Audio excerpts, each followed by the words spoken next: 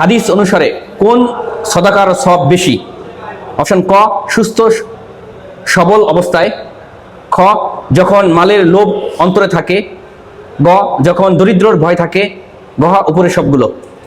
সুস্থ সবল থাকে।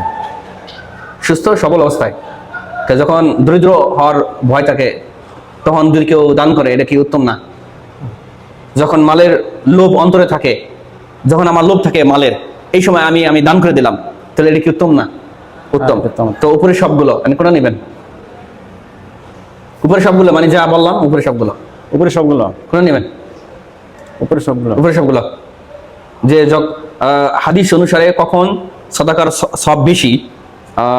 সুস্থ সবল অবস্থায়, যখন মালের লোভের আশঙ্কা অন্তরে থাকে, তারপরে যখন দরিদ্র ভয় থাকে, উপরে সবগুলো। আপনি উপরে সবগুলো নেবেন? উপরে সবগুলো। জি, আমি দেখতে পাচ্ছি আমাদের ভাইয়ের উত্তরটি সঠিক হয়েছে, আলহামদুলিল্লাহ। আলহামদুলিল্লাহ। তো হাদিস অনুসারে